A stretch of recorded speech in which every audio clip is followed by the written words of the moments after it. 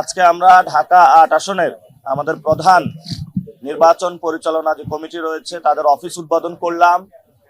আমরা যেটা ঘোষণা করছি সেটা হলো এই অফিস আমাদের না, এই অফিস হলো এখানে সবার, ঢাকা ৮ আসনের ভাই এবং বোন যারা রয়েছেন, সাংবাদিক ভাইরা যারা রয়েছেন, সবার এই অফিসে আপনারা আসবেন, আড্ডা দিবেন, আজাদির গল্প বলবেন, ইনসাফের কথা বলবেন, বৈষম্যহীন বাংলাদেশের স্বপ্নের কথা বলবেন এবং আমরা যে সামাজিক যে একটি পরিবর্তনের যাত্রা সূচনা করেছি, রাষ্ট্রীয় যাত্রা সূচনা করেছি, সাম্য, মানবিক মর্যাদা, ন্যায় বিচার এবং বৈষম্যহীন বাংলাদেশের এই অফিস থেকে।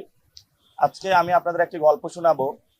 আমরা যখনই নির্বাচন কার্যক্রম শুরু করি তখন আমাদের সামনে একটি বড় চ্যালেঞ্জ ছিল, বাংলাদেশে যে পেশি শক্তি এবং অর্থনৈতিক দৌরাত্মের যে ইলেকশন যে কাঠামো রয়েছে সেই কাঠামোকে আমরা ভেঙে দিতে চেয়েছিলাম।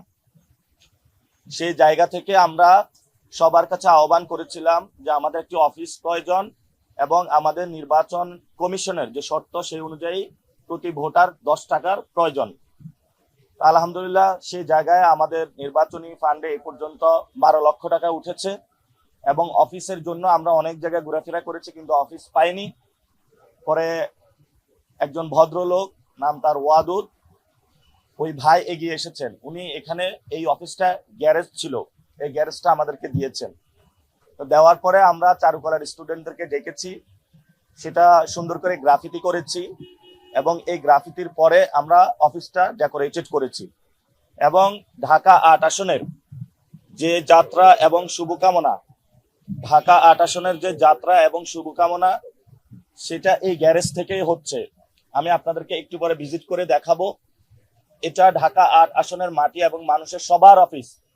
এখানে বিএনপির যারা ভাই আছেন আপনারাও আসবেন, বোনেরা আসবেন, আলেম ওলামা যারা আছেন ওনারা আসবেন, রিকশাওয়ালা ভাইরা যারা আছেন ওনারাও আসবেন। আমাদের অফিসে সবার জন্য উন্মুক্ত এবং এটা জনগণের একটা অফিস এবং ইনশাআল্লাহ নির্বাচনের পরে যদি আমরা জয়লাভ করি আমাদের অফিস কোনো এমপি অফিস হবে না, আমাদের অফিস হবে জনতার অফিস। যেই জনতার অফিসে ডিরেক্টলি মানুষ, জনগণ কমপ্লেন করতে পারবেন, আলোচনা করতে পারবেন, সেটার মধ্য দিয়ে যে নতুন বাংলাদেশের স্বপ্ন আমরা দেখেছি সেই স্বপ্ন আমরা বাস্তবায়ন করব। অর্থাৎ আমরা পেশি শক্তি এবং অর্থনৈতিক দৌরাত্মের যে রাজনৈতিক সংস্কৃতি সেই ভাঙার যাত্রা কিন্তু এই অফিস থেকে শুরু করছি। আশা করি যে আপনারাও আসবেন, আড্ডা দিবেন, সবাই আমরা একটা ফ্যামিলির মতো থেকে নতুন বাংলাদেশ গঠনে সবাইকে নিয়োজিত করব।